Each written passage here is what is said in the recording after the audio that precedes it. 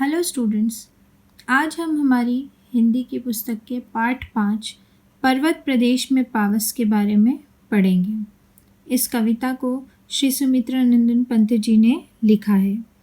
सुमित्रा नंदन पंत जी का जन्म अल्मोड़ा के कौसानी गांव में हुआ था। ये प्रकृति के बारे में बहुत ही अच्छा वर्णन करते थे। भारत सरकार से इन्हें पद्म भूषण सम्मान मिला था। इन्हें साहित्य अकादमी पुरस्कार भी मिला था और इन्होंने प्रकृति का बहुत ही सजीव चित्रण किया है। हम ये जो कविता पढ़ने वाले हैं, इस कविता में जब पर्वत प्रदेश में वर्षा ऋतु होती है, बारिश आती है, तो उसका जो भी रूप होता है, जो भी सौंदर्य होता है, उसका यहाँ पर वर्णन किया गया है कि पर्वतीय प्रदेश में जब वर्षा ऋतु आती है तो प्रकृति किस प्रकार से क्षण क्षण अपना रूप बदलती है। कवि ने अपनी ऐसी ही एक अनुभूति को कविता के रूप में व्यक्त करते हुए तालाब और झरनों का बहुत ही सुंदर चित्रण किया है। कवि ने यहाँ पर पहाड़ों के मानवीकृत रूप में बताया है कि किस प्रकार से जो पहाड़ों पर, ऊंचे ऊंचे पहाड़ों पर बड़े बड़े विशाल वृक्ष होते हैं, वो मन की आकांक्षाओं के समान होते हैं। तो आइए अब हम इस कविता की व्याख्या को समझते हैं। पावस ऋतु थी, पावस यानी वर्षा।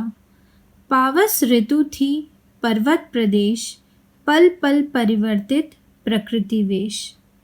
मेखलाकार पर्वत अपार, अपने सहस्र दृग सुमन फाड़। अवलोक रहा है बार बार, नीचे जल में निज महाकार। जिसके चरणों में पला ताल, दर्पण सा फैला है विशाल। यहाँ पर सुमित्रा नंदन पंत जी पर्वतीय क्षेत्र का वर्णन करते हुए कहते हैं कि जिस समय वर्षा ऋतु होती है, ये पर्वतीय क्षेत्र उस समय का है। ऐसे समय में प्रकृति हर पल अपने रूप को बदल रही है।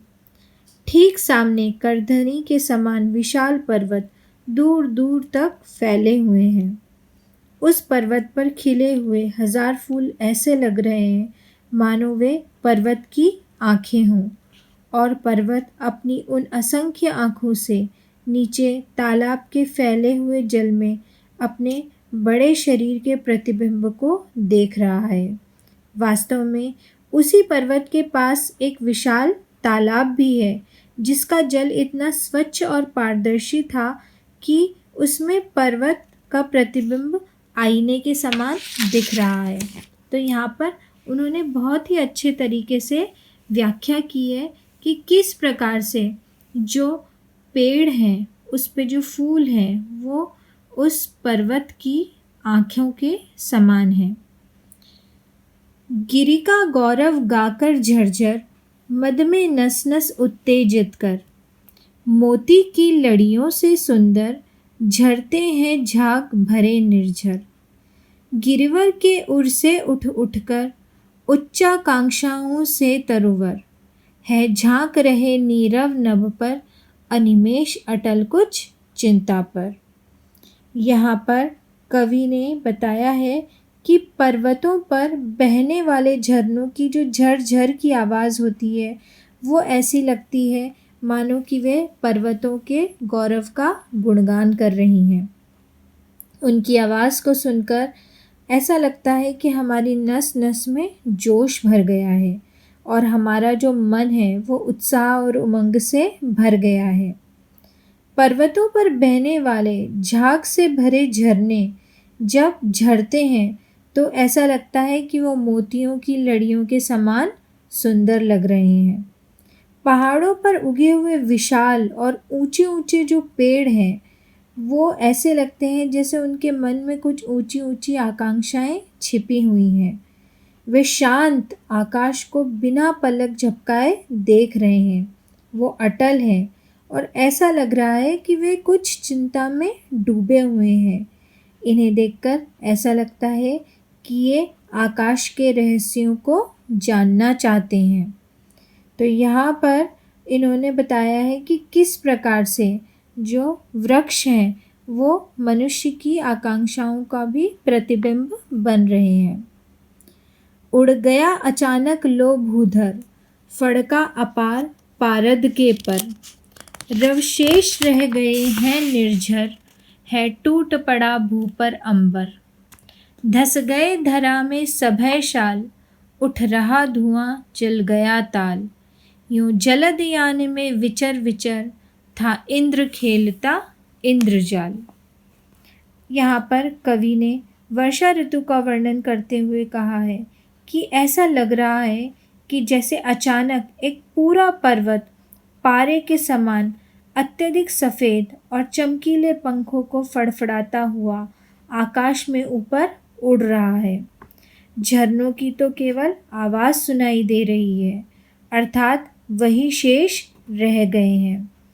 इसके पश्चात इन बादलों से इतनी तेज़ वर्षा हुई है, ऐसा लग रहा है कि जैसे आकाश धरती पर टूट गया है और उसने वर्षा रूपी बाणों से धरती पर आक्रमण कर दिया हो। शाल के जो बड़े बड़े वृक्ष हैं वो बादलों के झुंडों में ऐसे लग रहे हैं जैसे वे भयभीत होकर धरती में धंस गए हों। तालाब के जल से इस तरह धुआं उठने लगता है मानो कि उसमें आग लग गई है, यानी कि जो बारिश हो रही है वो ऐसी लग रही है कि जैसे तालाब में आग लग गई हो। इस प्रकार वर्षा के देवता इंद्र बादल रूपी विमान में घूम घूम कर अपनी जादुई करतब दिखा रहे हैं, जिसके कारण पर्वतों पर हर क्षण प्रतिक्षण विचित्र और अद्भुत दृश्य दिखाई दे रहे हैं। इस प्रकार हमने देखा कि किस प्रकार से बहुत ही सरल और सहज भाषा में यहाँ पर पंत जी ने पर्वत प्रदेश में जब वर्षा ऋतु आती है और वहाँ पर थोड़ी थोड़ी देर में जो प्रकृति अपना रूप बदलती है उसका यहाँ पर बैठकर चित्रण किया है। तो मतलब ये कविता इस प्रकार से है कि जब हम इसे सुनते हैं और महसूस करते हैं तो हम पर्वत प्रदेश में पहुँच जाते हैं। इस प्रकार से हम कह सकते हैं कि पंत जी की जो व्याख्या है, पंत जी की जो कविताएं हैं वो प्रकृति के बहुत ही करीब हैं। Thank you.